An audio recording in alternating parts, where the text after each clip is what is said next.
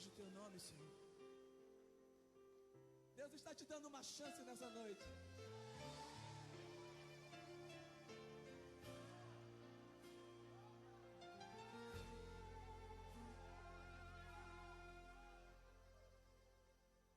Sua morte ali na cruz, carregando a minha dor, você se expôs por mim, se entregou em meu lugar e me deu uma nova chance. Eu vou recomeçar.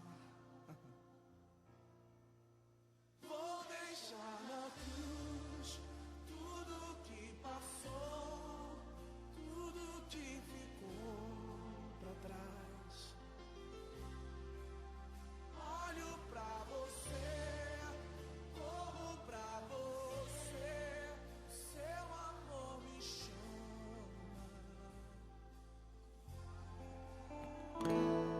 Sua morte ali na cruz, carregando a minha dor, você se expôs por mim,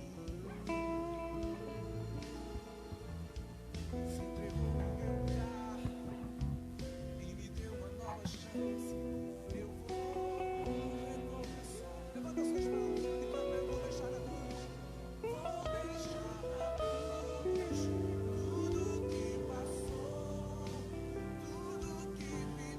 Olho pra você,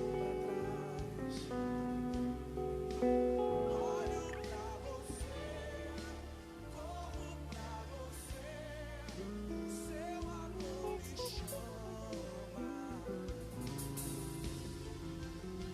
Eu dependo desse amor, do seu amor, mais que tudo.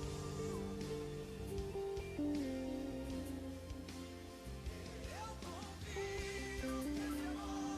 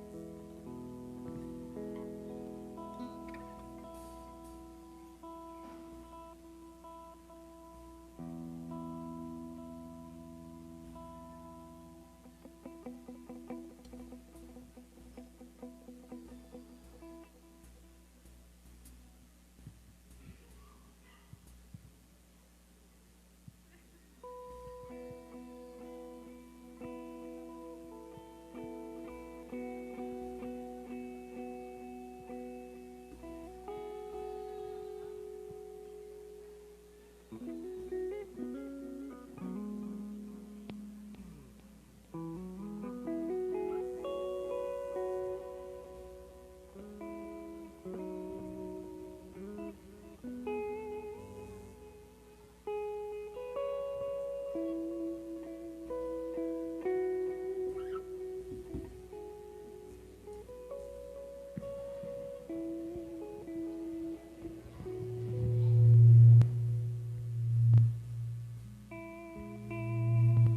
A paz do Senhor.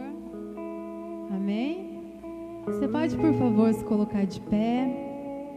Geralmente nós começamos com uma canção, nós vamos começar com uma canção, mas eu queria convidar você a orar e clamar todos juntos nesse momento, pedindo para o Senhor que esta noite seja diferente, que nós tenhamos um coração entregue a Ele, que nós tenhamos um coração aberto para receber aquilo que Ele quer falar conosco. Amém? Vamos juntos orar?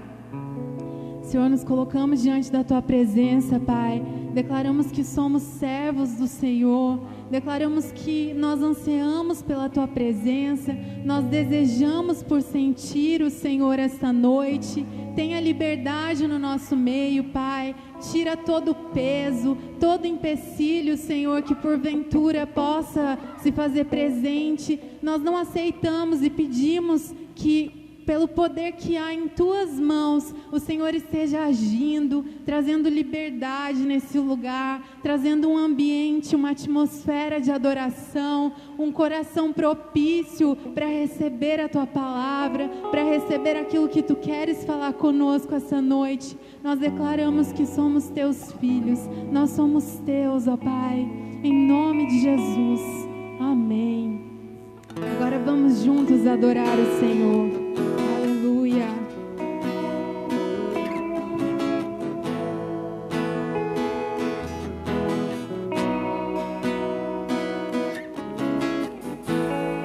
Há uma mesa preparada para mim, na presença dos que são contra mim.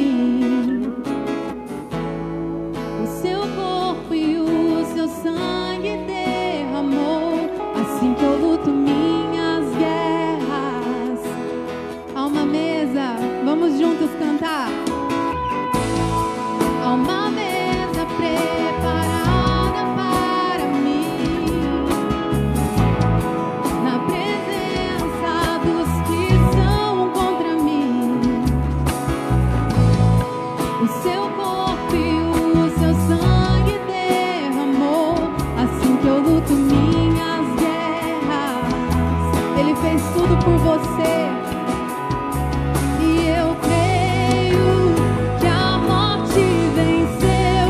Minha voz levantarei em louvor pelo que fez.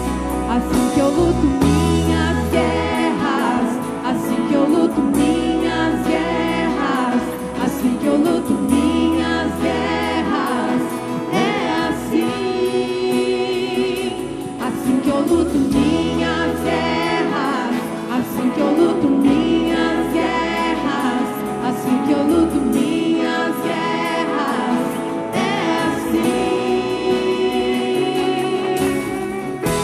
assim que as nossas guerras são travadas, não pela força do nosso braço, não por aquilo que nós podemos fazer, mas por aquilo que o nosso Pai, que é todo poderoso, faz.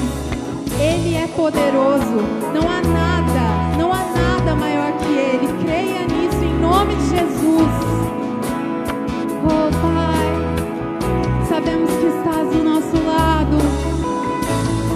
Pelo vale caminha junto a mim, certo que misericórdia e bondade seguem em mim. Olha as suas armas. Minhas armas são louvor e gratidão, assim que eu luto minhas guerras. Vamos novamente cantar? Pelo vale caminha junto a mim, certo que misericórdia e bondade seguem em mim. Quais são suas armas? Minhas armas são louvor e gratidão, é assim que eu luto minhas guerras. E nós cremos, e eu creio que a morte venceu.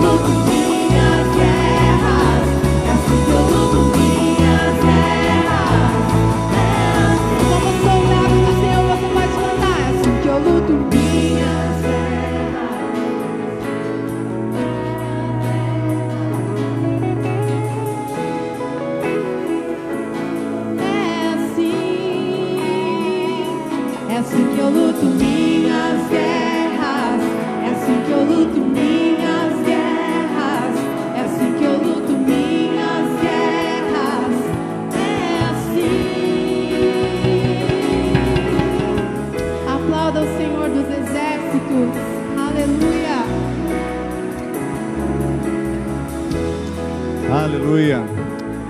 Que seja assim que nós lutamos as nossas guerras, não pela força do homem, mas pela força do Espírito Santo. Amém? Então, que eu iria que você pudesse ministrar isso sobre a vida das pessoas que estão perto de você, dizendo: lute a sua guerra com Deus, lute a sua guerra com Deus. E você que nos assiste pela internet, lute a sua guerra com Deus, não pela sua força, mas pela presença do Espírito Santo é que está a sua vitória.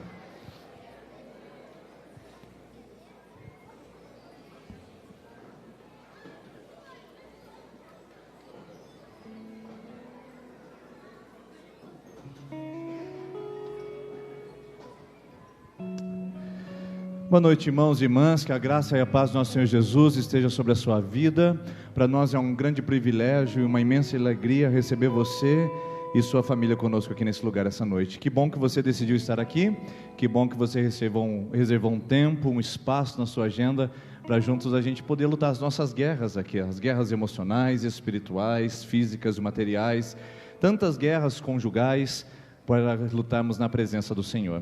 Eu queria dizer para você que nós temos alguns materiais de ótima qualidade na nossa livraria, e às vezes você vai embora direto, sem passar ali para dar uma olhadinha e poder enriquecer a sua vida com boas leituras. Nós temos um livro do Max Lucado, que é Um Coração Igual ao de Jesus, leitura fácil, devocional, muito criativa. Hernandes Dias Lopes é um escritor brasileiro, pregador muito famoso no nosso país, que escreveu esse livro Não Desanime, Jesus Está no Controle. Temos também esse aqui, que chegou agora, que é O Fim da Ansiedade, de Max Lucado. Você pode passar ali para adquirir. E tem alguém aí que gosta de futebol? Tem aqui esse livro para você. Futebol é bom para cristão. Futebol é bom para cristão. Como que podemos aplicar princípios do futebol para a vida espiritual? Para quem gosta de futebol, isso aqui é uma mão na roda para poder aplicar princípios práticos para a sua vida. E Bíblias, temos diversas Bíblias para você ir na nossa livraria. Tudo isso é para você, não tem custo no sentido de lucro para nós. O preço que nós recebemos, nós repassamos apenas para abençoar a sua vida, tá bom? Passa na livraria e verifique o material que nós temos lá. E passando ali também no balcão de informações, você pode deixar o seu nome para o nosso seminário de casais, que vai acontecer do dia 20 a 22 de setembro. E atenção, você que é pai e mãe, não tem com quem deixar o seu filho, nós teremos aqui estrutura para crianças maiores de 3 anos, tá bom? Para maiores de 3 anos nós teremos uma estrutura na sexta noite e no sábado à noite. Aí domingo são os horários de culto normal e nós teremos as salinhas para as crianças normalmente, tá bom? E aí você lembra que domingo de manhã nós temos sala para crianças de até 3 anos também. Então bebês podem ser ministrados, mas apenas no domingo pela manhã, na celebração das 9h30, tá? Então você que ainda não deu seu nome, as vagas estão acabando e talvez a sua vá embora.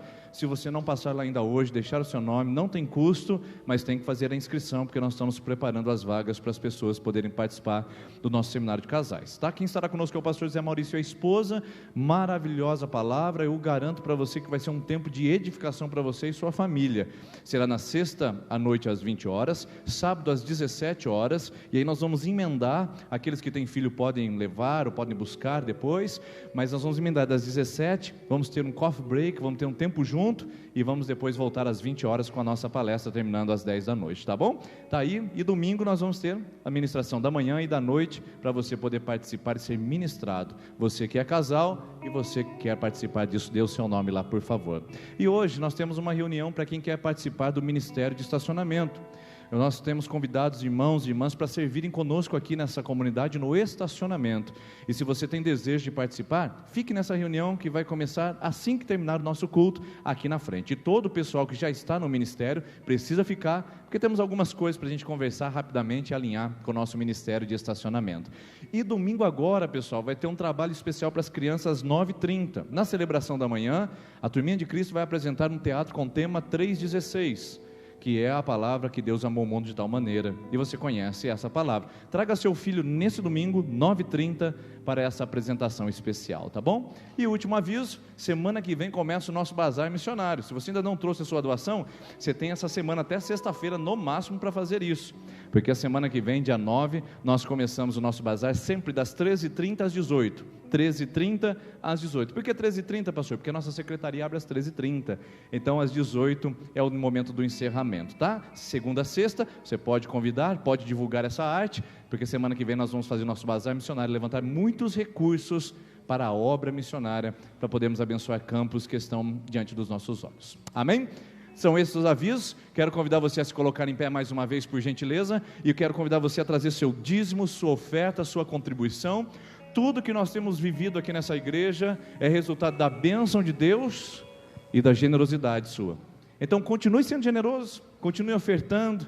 Deus não olha o valor, Ele olha a intenção. Então traga a sua intenção essa noite, aquilo que Deus colocar no seu coração, você coloca no envelope, e você vem aqui à frente e deposita no altar do Senhor. É assim que funciona. Pegue seu envelope, pegue o seu valor, eu quero abençoar no nome de Jesus. Pai, aí estão homens e mulheres que vão devolver ao Senhor parte daquilo que o Senhor tem dado a eles como recurso e como salário. Que o Senhor os abençoe e que o Senhor possa ser o provedor dessa casa, dessa mesa e dessa família, no nome de Jesus. Amém. Enquanto cantamos, você pode vir aqui à frente devolver seu dízimo, sua oferta.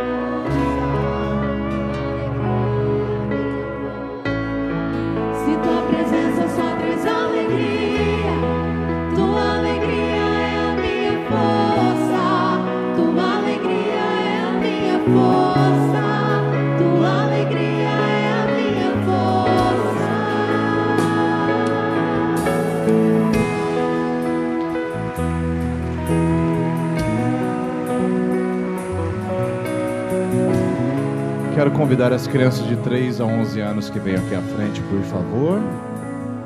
As facilitadoras e os facilitadores, que são uma bênção que Deus concede à nossa igreja para cuidar dos nossos filhos e ministrá-los.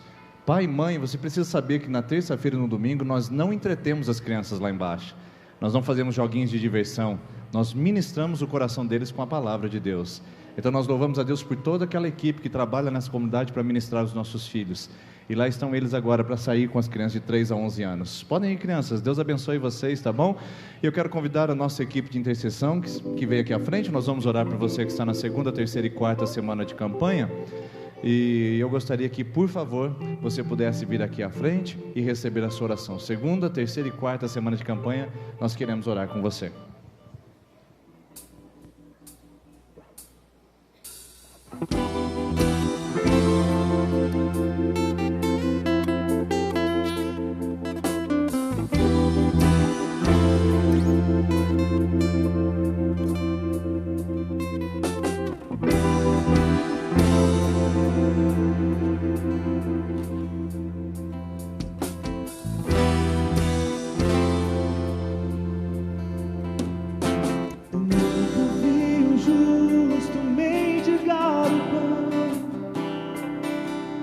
Nem sua descendência perecer.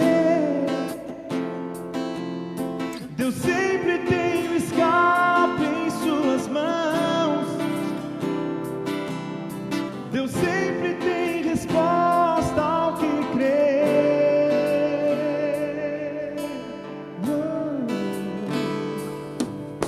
Preciso aprender a confiar em Deus.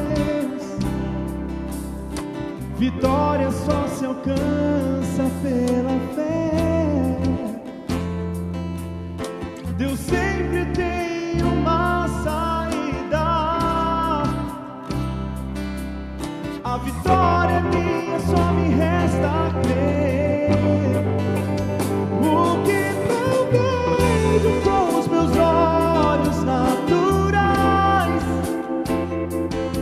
a minha fé vai me dar forças pra enxergar além,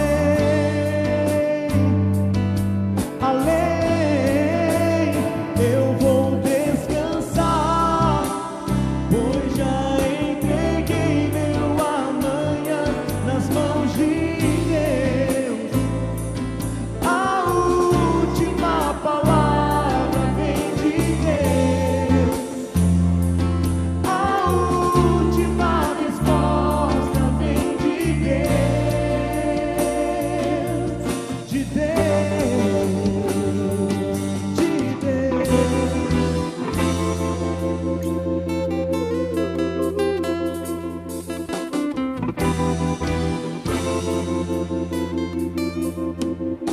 Preciso aprender a confiar em Deus. Vitória só se alcança pela fé. Deus sempre tem uma saída. A vitória é minha, só me resta crer. O que não vejo com os meus olhos naturais, a minha fé vai me dar forças pra enxergar além, além. Eu vou descansar, pois já entreguei meu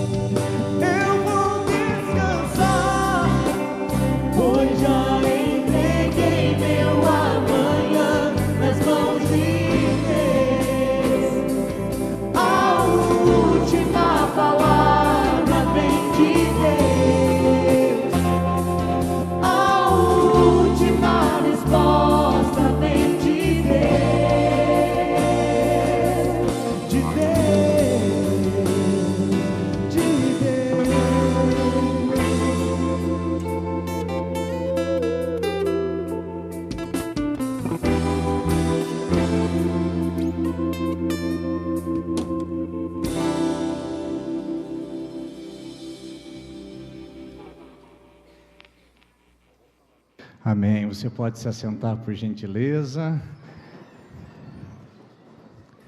Deus é bom o tempo todo, Deus é maravilhoso. E nós cantamos essas canções aqui. Obrigado, equipe de louvor, por isso. E nós estamos hoje com nossa série de mensagens do impossível. Eu confesso para vocês que eu tenho sido muito impactado por essas palavras, porque às vezes você imagina que o pastor já sabe o que vai pregar. Às vezes você imagina que vem por, simplesmente osmose, ele acorda de manhã e fala, hoje eu sei o que eu vou pregar. Mas é o processo de Deus ir ministrando, ir falando na minha vida e tocando o meu coração. E eu tenho sido muito ministrado, porque eu fico imaginando e lendo a Bíblia da perspectiva do impossível. E aí eu começo a aplicar o meu coração, e como é interessante que Deus tem falado aqui nesse lugar, e como Deus tem falado ao meu coração sobre impossíveis que têm chance de tornar-se realidade, possíveis quando eu confio e assim creio. Então hoje eu queria falar com você de uma maneira muito prática e muito objetiva sobre o impossível que acontece diante de pequenos começos frustrantes. Pode acender mais uma fileira aqui para mim, por gentileza? Obrigado. O que eu digo de pequenos começos frustrantes? Como isso é difícil. Como é difícil a gente começar uma coisa e ela não ficar pronta imediatamente. Eu trouxe uma coisa aqui que vai apresentar para você isso, mais ou menos.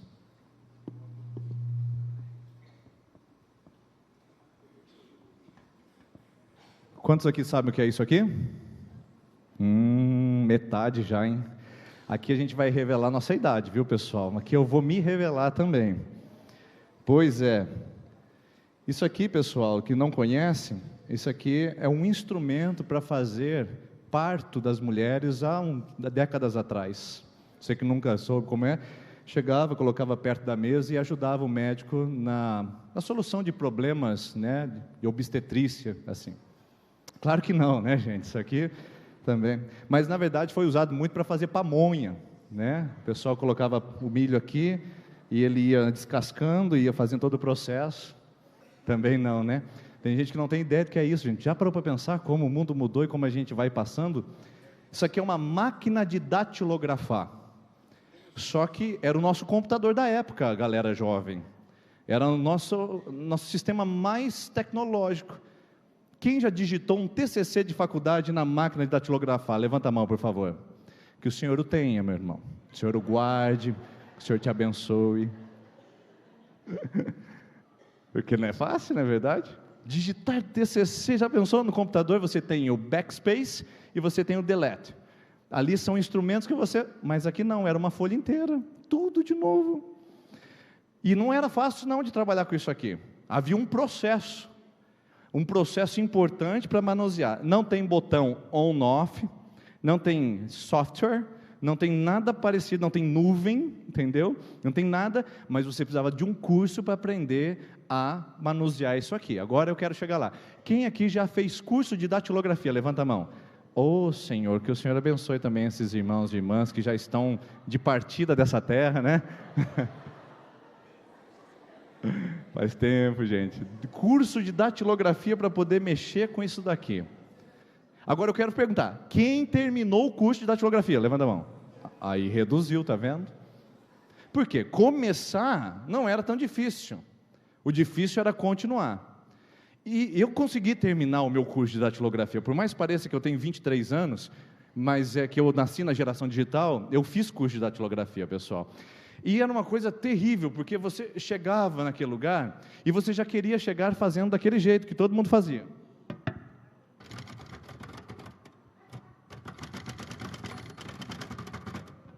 Sem olhar para a tecla. Aí você chegava lá, a professora falava para você, agora você pega uma folha e você vai fazer assim, com todos os dedos. A, S, D, F, G. Já sabe, lembra, Olha como você lembra, A, S. Deixa eu fazer um barulho. Você tinha que fazer. Mas aí você falava assim, meu Deus, mas não é só escrever, não, você tinha que fazer desse jeito, o pequenininho na letra A, depois o anelar no S, o médio no D, o F e o G, você podia fazer com o indicador, e o dedão era só para o espaço, era assim que funcionava. Aí quando você começava o A, S, D, F, G, e começava travado, aí você trocava o dedo, aí você trocava o dedo, Aí você fala assim, mas é por isso que muita gente não terminou o curso, não passou do ASDFG. A hora que você terminava o ASDFG, você mudava de mão. A hora que você achava assim, ó, agora já está solto, ó, já estou indo melhor. Você ia para o outro lado. C cedilha, L, K, J, H. Aí você fala, começar tudo de novo, devagarzinho. Aí na hora que você fala assim, agora eu estou mais habilidoso, aí você vai Z, X, aí você vai fazer todas as teclas, dedo por dedo. É por isso que muita gente não terminou, porque o processo era longo.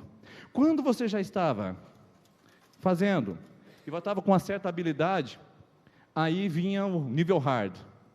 A professora vinha e dava uma máquina de escrever, máquina de lavar, vou continuar escrevendo. Máquina de escrever sem as letras da tecla. Eu falava, mas não é possível, e você tinha que acertar e fazer. E tinha que ter o espaço, tinha que contar, a hora que ela fazia aquele barulhinho, lembra? Tim, né? Não sei se essa aqui vai fazer, mas ela provavelmente faz, está bem em um estado de conservação razoável. E aí, a hora que você começava a aprender a fazer sem as letras estarem escritas, aí você dava uma olhadinha numa pessoa que estava lá na frente, do outro lado da sala, e ela estava assim.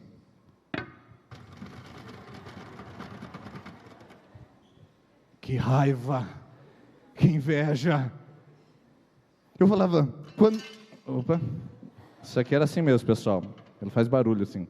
Você fala assim, quando eu estou pensando que eu cheguei no nível, tem que passar para um outro. Não é frustrante? Eu lembro disso aqui, pessoal, que foi altamente frustrante. E você fazer folhas e mais folhas, folhas e mais folhas, sendo que eu já queria estar fazendo, né, tudo certinho, tudo bonito, escrever sem erros, com a rapidez, com a velocidade, sem olhar para a tecla, apenas olhando. Eu ficava olhando aquilo, falei, um dia eu vou conseguir fazer isso. E terminei meu curso de datilografar. É óbvio que não com toda essa habilidade, porque na hora que eu terminei meu curso, o computador já estava chegando. E então, a gente aprende o seguinte, como é difícil começar. E o pior que começar é se manter. E o pior que manter é terminar. Eu falo assim, quantos começos frustrantes impedem a gente de avançar para aquilo que pode ser a conclusão de algo na nossa vida? Quantos começos frustrantes impedem a gente de terminar algo que seja importante, que vai fazer a diferença para nós? Bom, não vamos falar do curso de datilografia, porque até hoje a gente não sabe para que serve.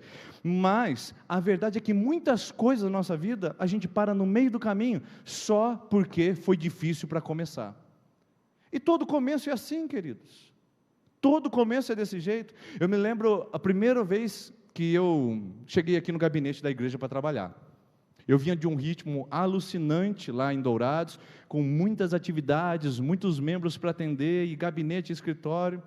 E então eu fiquei 30 dias aqui, até a igreja montar meu gabinete, meu escritório certinho. Eu fiquei em casa meio perdido, vinha para a igreja, pregava no culto, não tinha um lugar. Aí meu escritório ficou pronto. Eu lembro certinho o primeiro dia. Acordei cedo, tomei café, vim aqui para o escritório, abri, sentei, estralei o dedo e falei, e agora? O telefone não tocava. Aí eu li um livro, ninguém me procurava. Aí eu falei, mas meu Deus, isso aqui é começo. Como é frustrante os pequenos começos, na verdade. Você lembra o dia que você foi na academia? Né? Lembra? Você foi lá, o primeiro dia, começou, fez a inscrição, falou, agora eu vou dar um jeito, em segunda-feira, lembra? Segunda-feira agora, você foi lá. Aí chegou, fez a inscrição, começou. Como é frustrante, né?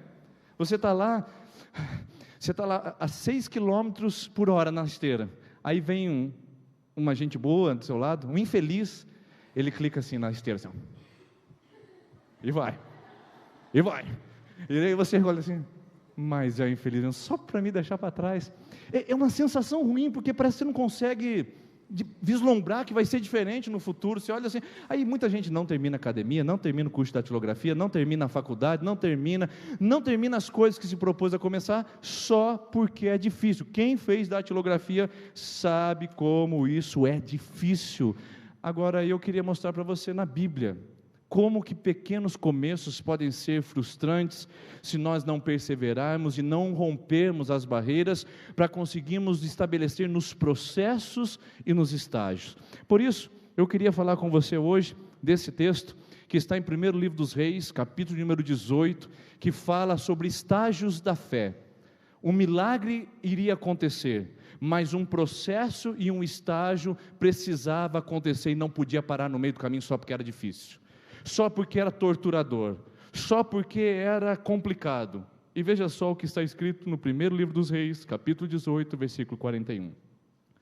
Então disse Elias a Acabe: sobe, come e bebe, porque há ruído de abundante chuva.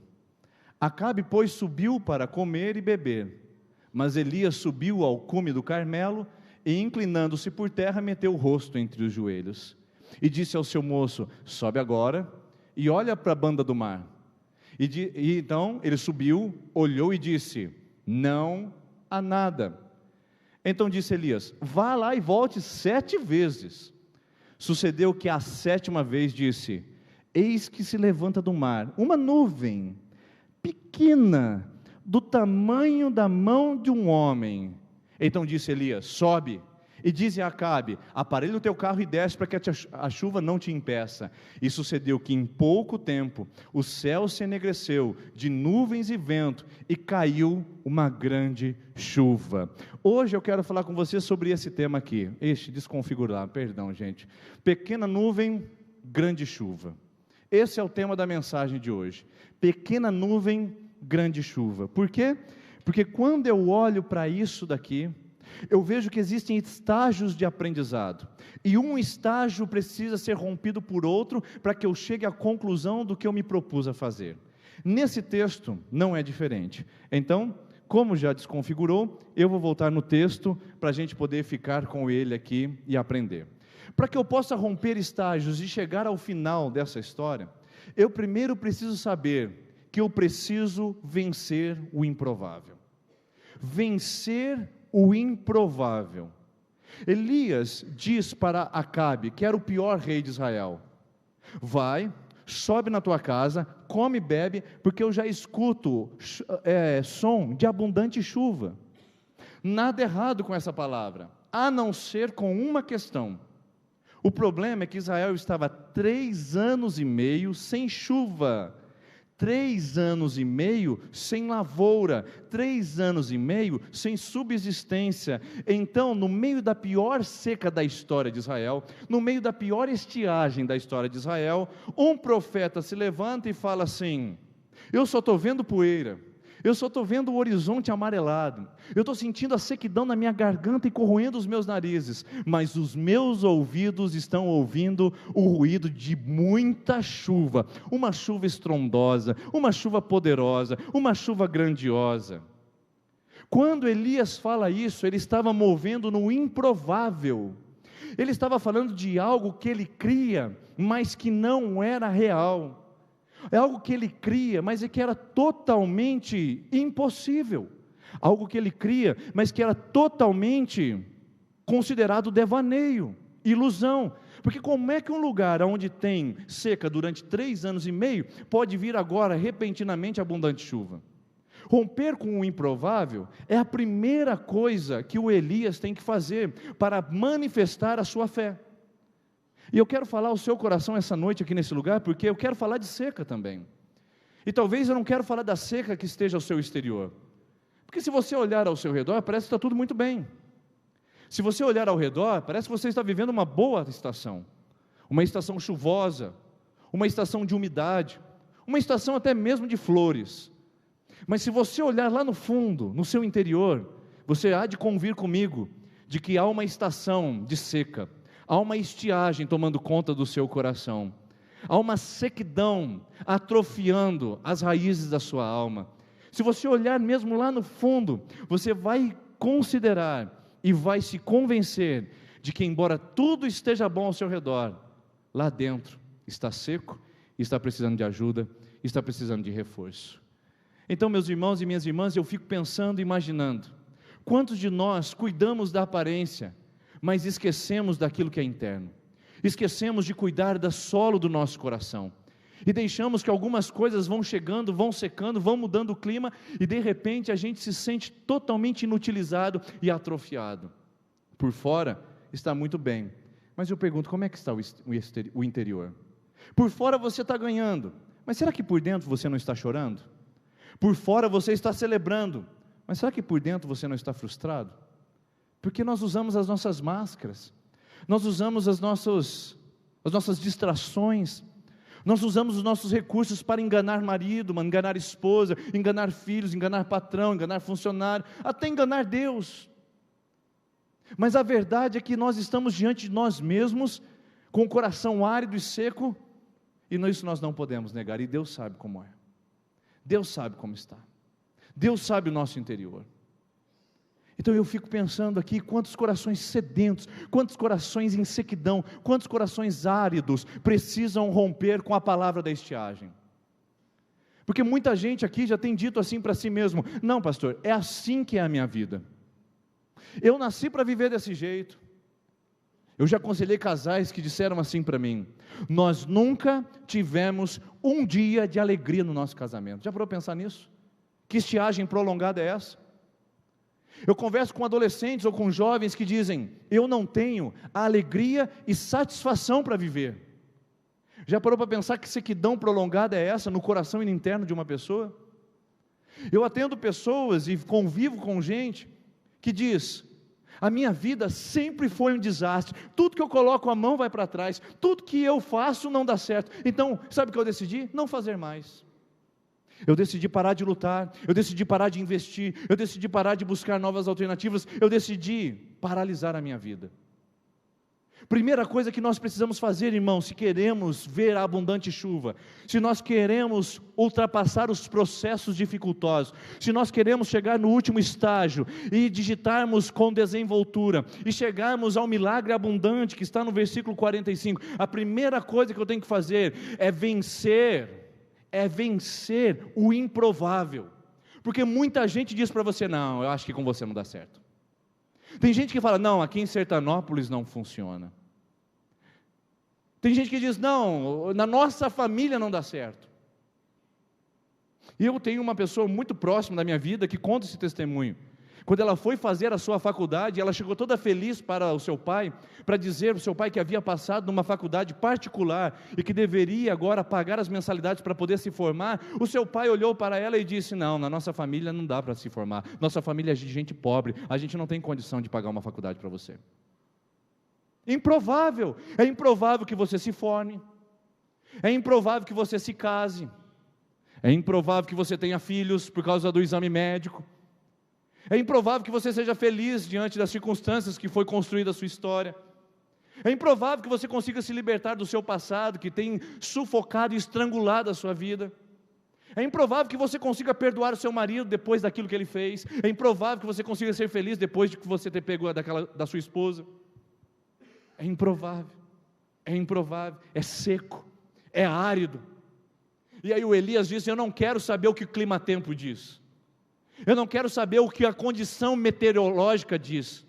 Eu não quero saber o que é provável. Eu tenho uma convicção, eu tenho uma certeza: vai chover, porque os meus ouvidos já são capazes de ouvir o som da abundante chuva. Eu já consigo ouvir o som de um casamento restaurado. Eu já consigo ouvir o som de uma casa feliz. Eu já consigo ouvir o som de um bebê no meu colo. Eu já consigo ouvir o som do meu testemunho na igreja, dizendo do grande milagre que Deus fez na minha casa. Eu já consigo ouvir o som de louvor e de glória a Deus diante do impossível que vai acontecer. Eu não consigo ver, eu não consigo sentir, mas eu já consigo ouvir o som. Certeza, irmãos.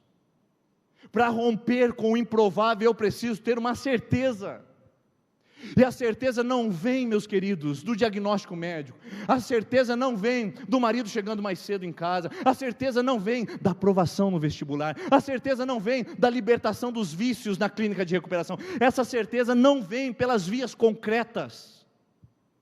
Essa certeza que rompe com o improvável vem das vias internas, vem pela fé. Porque Hebreus capítulo 11, versículo 1 diz que a fé é a certeza das coisas que se esperam, é a convicção das coisas que se esperam. Onde que está escrito na Bíblia que é a convicção das coisas que eu vejo, que eu toco, que eu comprovo, que eu cientifico, ou que eu quantifico? Onde está na Bíblia, irmãos, que a improbabilidade é rompida pela certeza das coisas que já estão acontecendo? Não. É a convicção das coisas que se esperam. Há uma convicção no meu coração quando eu oro por você aqui na frente. Há uma convicção no meu coração quando a gente abre as portas todas as terças-feiras nesse lugar. Há uma convicção no meu coração de que vidas são transformadas, corações são impactados, vidas são transformadas pelo poder de Deus. Há uma convicção no meu coração de que não há impossíveis, por mais que você os classifique em sua história, não há impossíveis para Deus agir na sua vida. Há uma convicção, irmãos, e você precisa ter essa mesma segurança.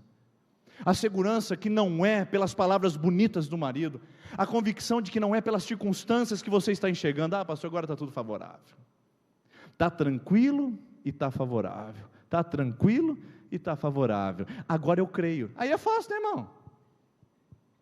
Parou de chover, parou de ventar, as tempestades foram embora, o vento cortante acabou, o mar bravio se acalmou. Agora está fácil crer, não é verdade? A tempestade foi embora, eu creio. O difícil é acreditar quando o barquinho está no meio do mar, jogado de um lado para o outro, remando, jogando água para fora para ele não afundar e dizer: eu sei que eu vou chegar na margem, eu sei que eu vou vencer essa tempestade, eu sei porque Deus vai me conduzir mesmo em meio à tempestade. É fácil depois que o vale foi embora, é fácil depois que a sombra da morte passou e o sol do dia veio raiar sobre o nosso coração, é fácil. O difícil é acreditar quando eu estou no vale da sombra da morte, quando as pessoas me desampararam, quando acabou os recursos, quando faltou apoio. O difícil é dizer: eu creio, quando acaba o dinheiro, acaba a saúde, as pessoas te abandonam e a fé parece esmorecer. É aí que é difícil crer. E é aí que o Elias é capaz de levantar a sua voz e dizer: eu rompo com o improvável. O provável é que não chova, mas o improvável é que eu estou escutando som de abundante chuva. Eu pergunto para você, o que é improvável na sua vida hoje?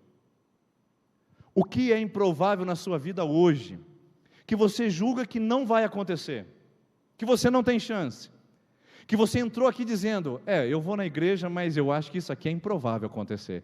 Você não disse isso? Deus te confronta com essa palavra, não eu. Mas Deus hoje levanta uma palavra para dizer para você: pegue o seu improvável e declare que ele vai acontecer com convicção, com certeza e com segurança, porque a fé é a certeza das coisas que se esperam, é a convicção de que vai acontecer. Você tem isso, meu irmão? Eu acho que a gente pode melhorar, porque é por isso que não acontece milagre, irmão. Por isso que a gente fica implorando aqui, falando: Senhor, manda milagre para o povo contar que o Senhor está fazendo coisas maravilhosas aqui no nosso meio. Eu estou dizendo para você que tem coisas que são improváveis na sua vida, que é improvável um jovem nascer como nasceu, morar na casa que morou, receber a educação que recebeu, os valores que recebeu, e ser um homem de bem, um homem de bênção, um homem próspero, um homem feliz, um homem abençoador. É improvável, mas você está aqui essa noite para dizer para saber que essa palavra é para você. Há uma probabilidade divina de você ser diferente, amém?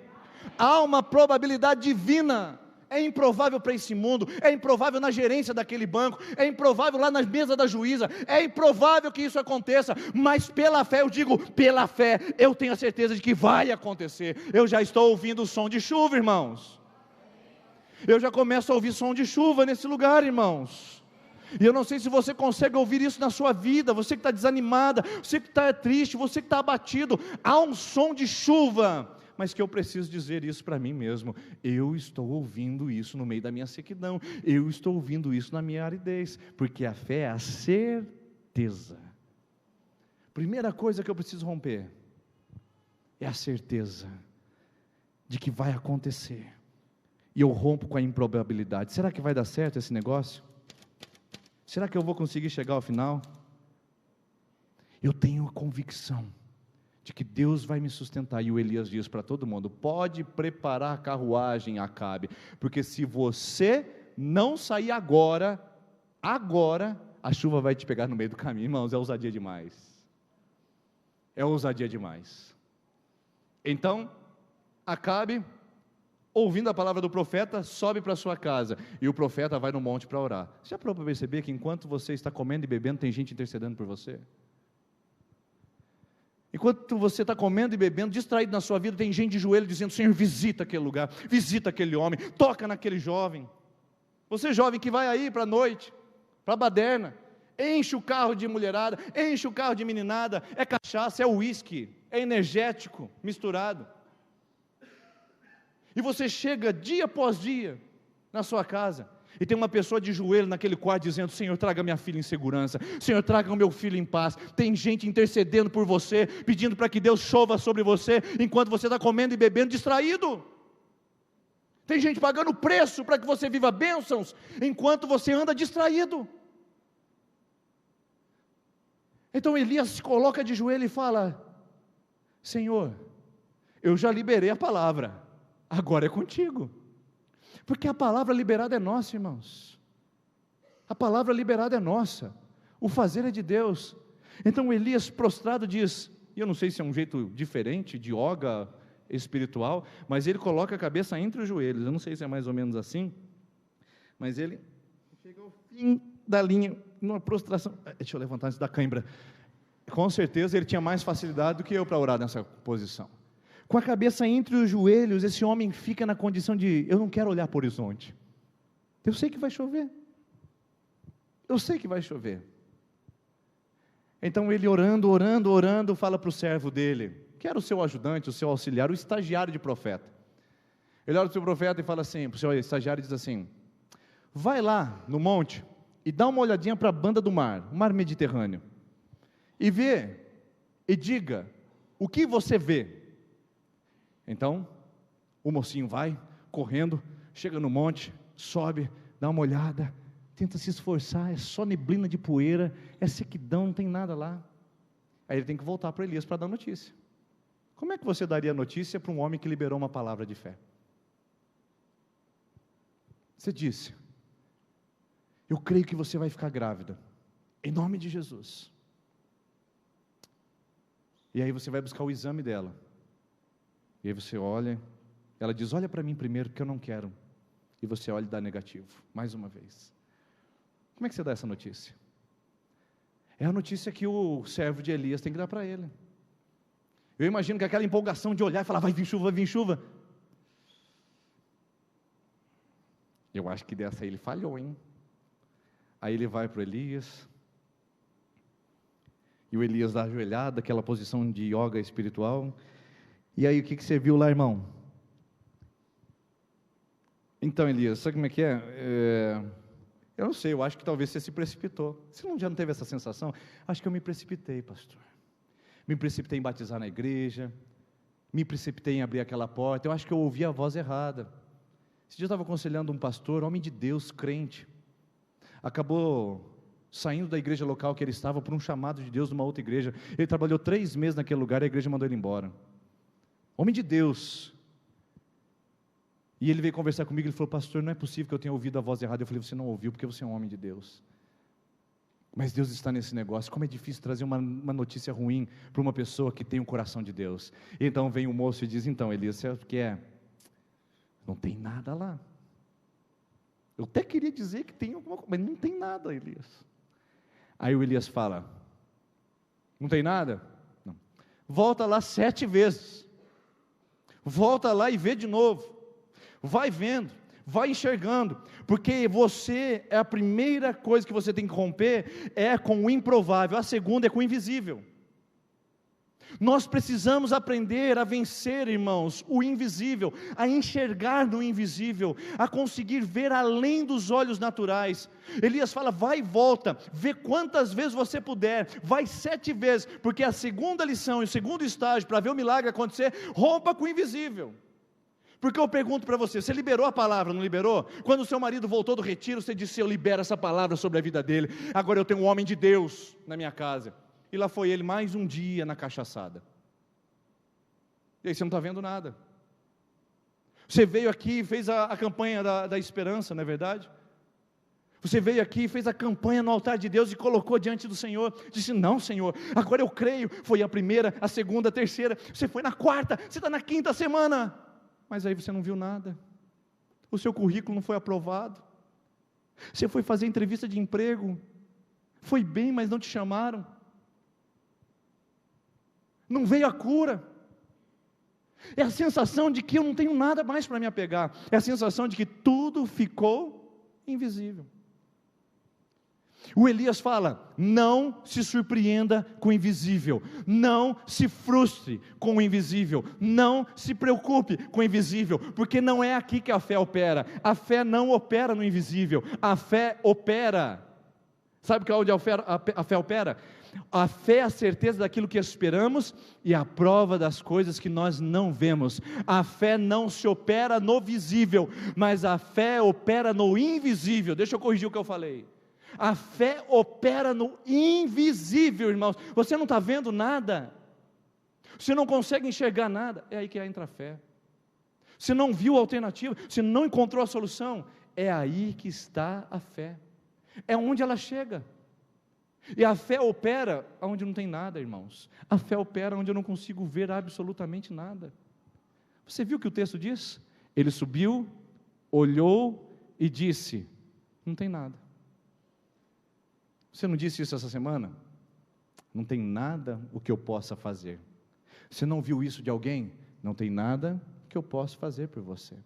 Você ajoelhado aos pés da sua esposa dizendo perdão, ela disse: não tem nada que a gente possa resolver. Eu não tenho nada para falar com você. Você não bateu numa porta e a pessoa falou: não tenho nada para oferecer para você. Nada, nada. Eu não vejo nada, eu não enxergo nada. Pastor, eu estou nessa igreja, mas eu não consigo ver um palmo na minha frente. Eu não vejo absolutamente nada. Pastor, o que vai ser da minha vida? Aí eu faço uma pergunta para você. Deus criou tudo a partir do... Qual foi a matéria-prima que Deus usou para criar todas essas coisas lindas e mais maravilhosas, mais estonteantes, mais surpreendentes do mundo e do universo? O que Deus usou para fazer tudo isso? No princípio, criou Deus os céus e a terra era sem forma e nada, vazia. Deus usou nada para fazer tudo, e Deus pode fazer do seu nada, das coisas que são invisíveis para você, das coisas que você não enxerga, para fazer alguma coisa. Esse é o processo de Deus. Esse é o processo de Deus, irmãos. Quando eu olho para esse texto e eu fico pensando, eu fico imaginando esse jovem dizendo: Elias, não tem nada, nada. Elias falando: não, eu sei como é que funciona, é assim que Deus opera mesmo. Primeiro ele começa com nada, para mostrar que quem está fazendo é Ele. Os discípulos estavam reunidos em torno de Jesus, tinha 5.000 pessoas para alimentar. Os discípulos falaram assim: manda que eles possam ir jantar sozinhos, Senhor. E Jesus fala: não, nós temos que dar de comer. E os discípulos falam: nós não temos nada. E com nada, Jesus alimenta 5.000 pessoas. É nada, irmãos.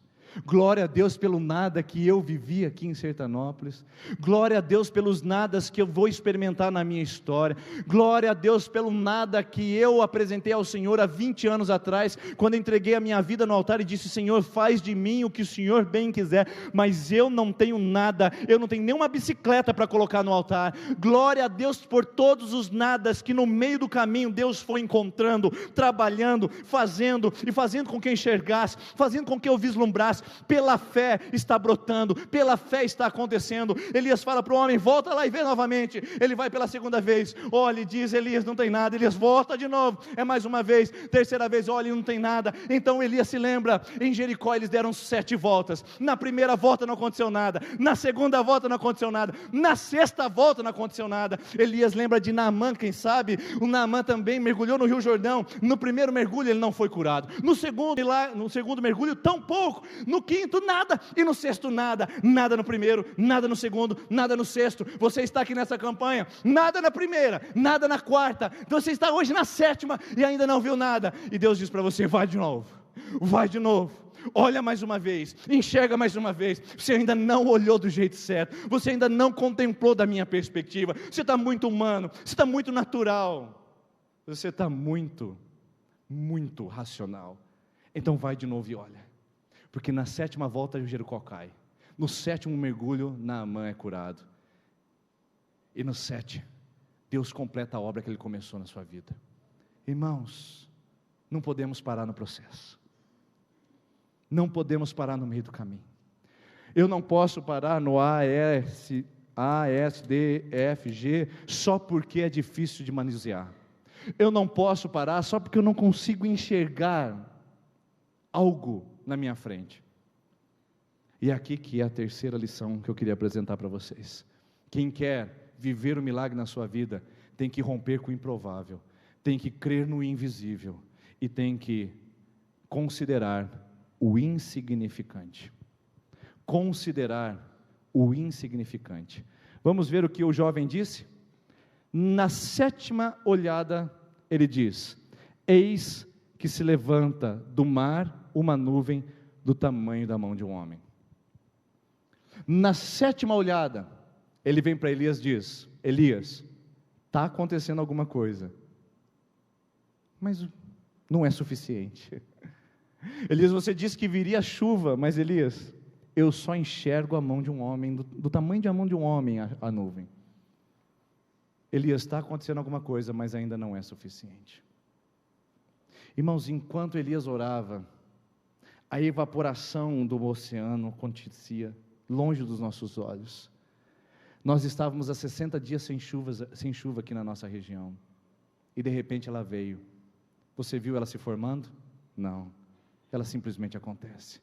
É assim que nós operamos no invisível. Nós não vemos a evaporação, nós não vemos a condensação, nós só vemos a precipitação. É só isso que a gente consegue ver, é só isso que os nossos olhos alcançam. Eu digo, quantas coisas estão acontecendo na sua vida agora, exatamente agora, no invisível, e você está murmurando, reclamando, pensando em desistir, pensando em parar, só porque não enxerga. E agora eu quero ir para outro nível de pessoa, que está aqui nesse lugar, e quer parar e desistir só porque é insignificante. Só porque é insignificante, ainda não é suficiente.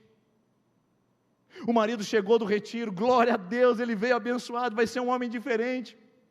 Aí eu encontro ela no corredor da igreja e digo: e aí, irmã, 3 meses depois, como é que está?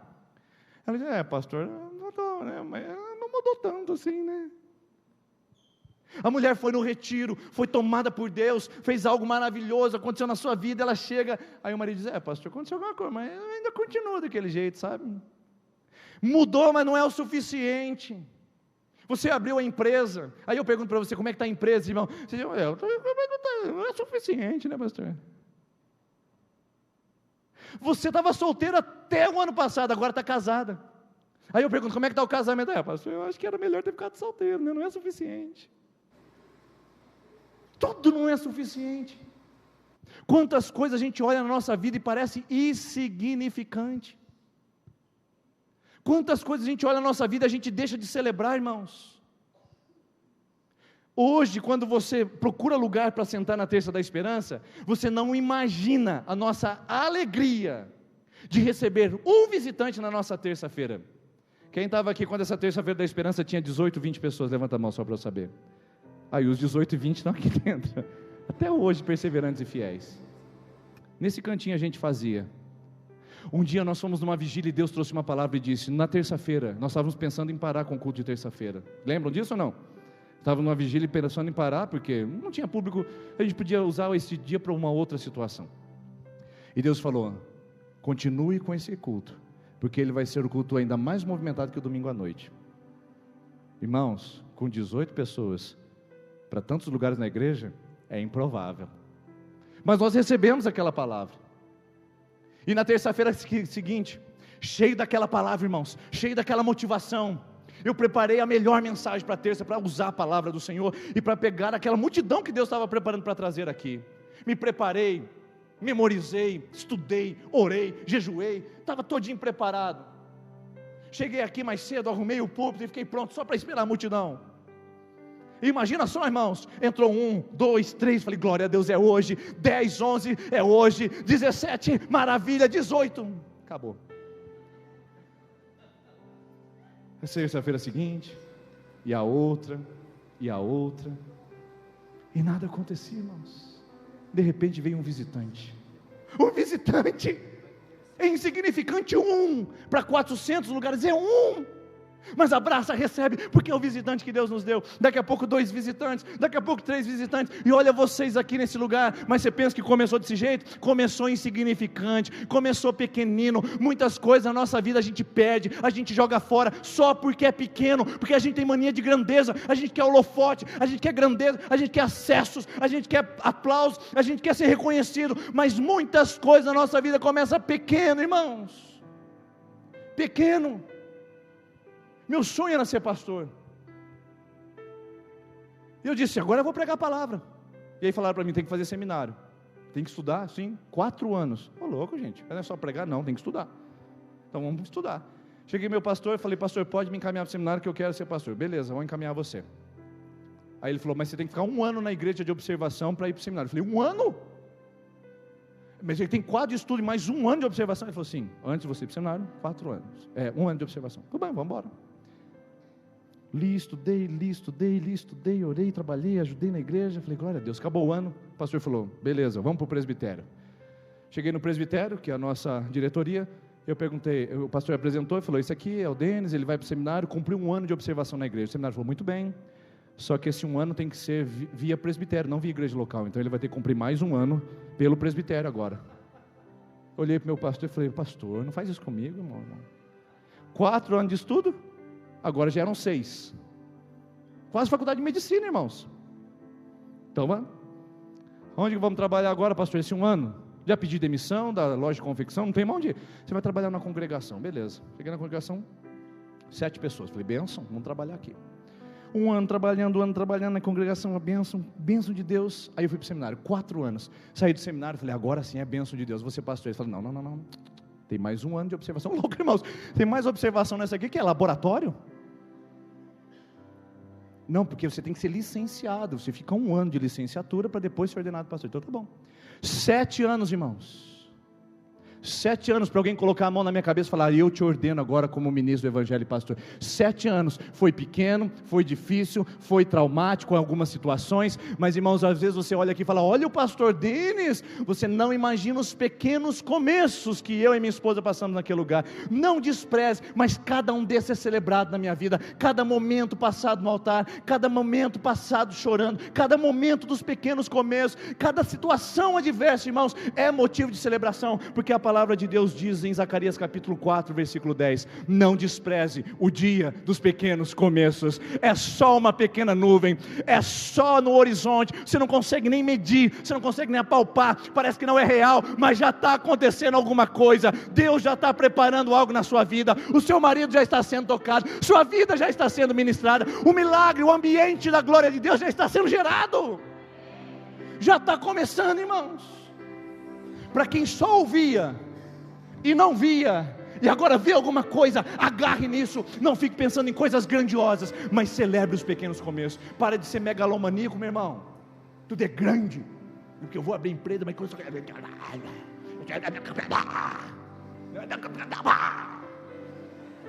Dá um medo de falar com pessoa assim, gente, parece que vai engolir você.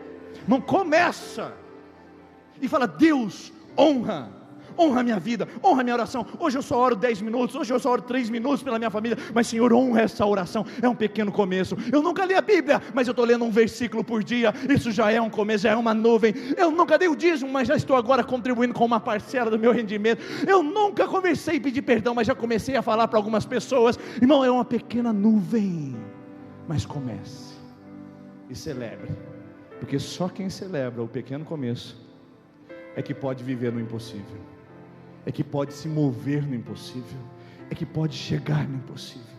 E sucedeu que pouco tempo depois o céu se enegreceu de nuvens e vento, e caiu uma grande chuva. Pouco tempo depois. Quero convidar a equipe de louvor que vem aqui à frente, por favor, porque agora é a hora de você mover nisso, meu. Eu não sou a fonte, querido. Eu não sou o milagre, meu irmão. Eu não sou o caminho para o milagre, tão pouco. Por favor, não pense isso. Eu só mostrei onde fica a fonte. Agora é com você. Agora é com você parar de falar que é improvável e parar de reclamar dizendo que você não pode. Agora é com você parar de falar que você não vê nada, porque você sabe que muita coisa Deus opera no invisível. E agora é com você de celebrar os pequenos avanços que estão acontecendo na sua vida, para dizer: Deus é bom. Agora é com você, para você viver a tempestade que Deus está preparando, o mover que Ele tem, a chuva que Ele quer derramar. Agora depende mais de você do que da minha oração, mais da sua fé. Irmão, esse ambiente foi gerado para gerar fé, foi idealizado para promover fé, irmãos, para que você se levante e diga: Senhor, eu creio no meu milagre. Senhor, eu rompo com aquilo que é improvável. Senhor, eu profetizo que eu vou viver o impossível. Está árido, está seco, mas eu creio que vai chover, vai virar o tempo de bênção, o tempo de colheita, o tempo de frutificação. Você só não pode desistir, só não desista, só não pare. Agora não é hora de parar. Se podes crer, Jesus disse para um homem. O homem disse: Senhor Jesus, será que o Senhor pode curar o meu filho? Jesus disse para esse homem: se podes, tudo é possível ao que crê. Eu quero orar essa noite por milagres, irmãos, para que Deus visite o seu útero, você mulher que não está conseguindo ter filhos, para que Deus visite o seu comércio, você homem que não consegue prosperar, para que Deus visite aquela papelada para você que não consegue se desenrolar dessa ação judicial, para que Deus visite a sua casa, você que não tem paz no seu lar. Eu quero orar por milagres, para você que tem uma enfermidade, que não consegue tratar e não consegue curar. Eu quero orar, eu não operarei, você dirá essa noite: Senhor, eu estou aqui para viver isso em nome de Jesus, amém? Vamos ficar em pé, irmãos, e vamos cantar essa canção. Uma nuvem é suficiente. E aleluias, eu já vejo essa nuvem aqui. Eu já enxergo essa nuvem nesse lugar, Senhor. Eu já creio que essa nuvem está movendo em nosso meio. É o suficiente, Pai. É insignificante, mas é suficiente. Aleluia. Vejo uma pequena nuvem do tamanho da mão de um homem, mas este é o sinal que a tua chuva vai descer. Eu vejo uma pequena nuvem do tamanho da mão de um homem, mas este é o sinal que a tua chuva vai descer. Vamos pedir ao Senhor. Faz chover, faz chover, Senhor. Faz chover. Abre as comportas dos céus e faz chover, faz chover. Abre as comportas dos céus e vejo uma pequena nuvem. Você consegue ver? Do tamanho da mão. Pela fé nós vemos nesse lugar, Senhor. Mas este é o sinal. É o sinal de que o teu milagre chegou. A tua chuva vai descer. Eu vejo uma pequena nuvem do tamanho da mão de um homem, mas este é o sinal que a tua chuva vai descer. Vai chover, faz chover. Abre as comportas dos céus e faz chover, faz chover. Abre as comportas dos céus e faz chover. Abra as comportas dos céus e faz chover, faz chover. Abra as comportas dos céus. Peça agora, irmão, o que você tem que precisa de milagre. O que você precisa. Eu creio em milagres. Eu creio que esse Deus opera.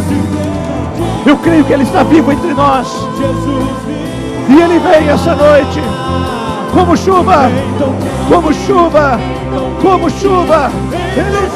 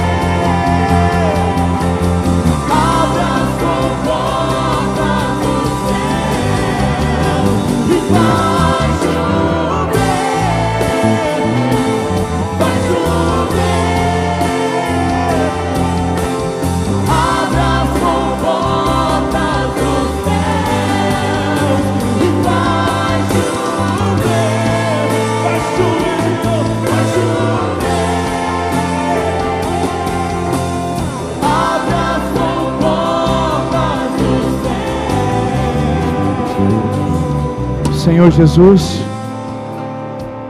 nós estamos num ambiente propício para isso, Deus. Porque diante do noticiário nós não vamos ver gerada a fé. Diante das palavras malditas dentro do lar, nós não perceberemos a fé. Diante daquele ambiente de piadas maliciosas, nós não receberemos a fé. Porque a fé vem pelo ouvir, e o ouvir a palavra de Deus. E hoje nós pregamos a palavra de Deus nesse lugar. Nós não pregamos o engano, nós não pregamos a mentira, nós não pregamos a falcatrua, nós pregamos a palavra que cura, que liberta, que transforma. E então, Senhor, nós cremos que é invisível, mas o Senhor está operando, que nós não vemos, mas podemos profetizar, de que é pequeno, mas o Senhor já começou uma obra. E então, Senhor, nós recebemos pela fé a chuva, recebemos a fé, ó Deus, pela fé, ó Deus, a chuva, recebemos o milagre, recebemos o impossível que o Senhor fará na nossa vida. Oh Deus, eu quero orar por você, mulher que está com problemas para engravidar. Coloque a sua mão no útero. Eu quero orar por você, mulher que está com problemas de depressão, e você, homem, que está com síndrome do pânico. Eu quero que você coloque a mão no seu coração. O Senhor vai operar um milagre na sua vida essa noite. Eu quero orar por você que está com as portas trancadas. Você que não consegue vislumbrar portas abertas. Onde você bate na sua empresa é porta trancada. Tudo está acontecendo para trás. Eu quero orar com você agora pelo milagre de Deus. Eu quero orar com gente que está com problema de saúde sério, que não consegue ficar sem esse medicamento para não sentir a dor. Tem que tomar o medicamento, se não sentir dor. Eu quero orar com você. Eu quero orar com você que está no fim da linha, no fim do túnel, e pensou em desistir de tudo essa noite, de casamento, de família, da vida. Eu quero orar com você, porque hoje você viu uma saída, hoje você viu um escape. Então, Senhor, eu oro no nome de Jesus, na autoridade do nome de Jesus que está nesse lugar, não na autoridade do pastor, nem no nome de uma igreja, mas no nome que está sobre todo nome, no nome que tem toda a autoridade no céu e na terra, no nome que todo joelho se dobra e toda língua confessa, no nome que as potestades e os principados recuam, no nome que faz tremer o universo, e no nome que os anjos cantam santo e se curvam. É o nome de Jesus que está nesse lugar. E no nome de Jesus, essa mulher terá filhos para a glória do Senhor. Esse som de bebê chorando chegará nesse lar, e essa pessoa dirá: choveu na minha casa, Senhor. Choveu, porque o Senhor operou. Eu quero orar por essas pessoas que estão com problemas emocionais, depressão e síndrome do pânico. Senhor, em nome de Jesus, a cura do Senhor hoje. A cura, Senhor. Deus, toca esse coração, queima agora. Queima, Deus, queima o interior. Dá uma prova de que o Senhor está movendo. Dá uma prova de que o Senhor está operando. Senhor, o Senhor está nesse lugar. Deus, o Senhor é o Deus dos vivos. O Senhor não é Deus dos mortos. O Senhor está operando entre os vivos essa noite. Vai, move nesse lugar. Traz vida a quem tem cheiro de morte nesse lugar. Traz vida a quem está pensando em morte nesse lugar. Esse homem que entrou pensando em suicídio, traz vida, porque hoje ele viu a pequena nuvem. Deus, essa pessoa que precisa de cura física, enfermidade grave, Senhor, essa pessoa que assiste pela internet, que coloca a mão agora sobre o seu coração, Senhor, em nome de Jesus, visita esse homem, visita essa mulher, visita esse jovem que precisa dessa cura. Deus, testemunhos da tua glória nesse lugar, Pai, no nome de Jesus. E Deus, eu oro para esse homem que está vendo tudo travar, tudo parar, tudo dar para trás, tudo acabar em nada. Deus, em nome de Jesus, hoje o nada vira tudo. Hoje o nada vira providência na vida desse homem. Ele sairá daqui com as portas abertas pela fé, porque a chuva chegou sobre a sua casa. Senhor, nós cremos nisso, de que é insignificante, mas para quem crê, já é suficiente. E nós cremos que o teu milagre chegou e veio para derramar a abundante chuva sobre a nossa vida. Em nome de Jesus. Em nome de Jesus, você recebe essa palavra? Amém? Então vá para a sua casa e vá depressa, porque a chuva está chegando e Deus vai alcançar o seu coração, em nome de Jesus. E semana que vem Traga alguém, venha com alguém nesse lugar. Deus abençoe, irmãos. Uma boa semana em nome de Jesus. Jesus vive.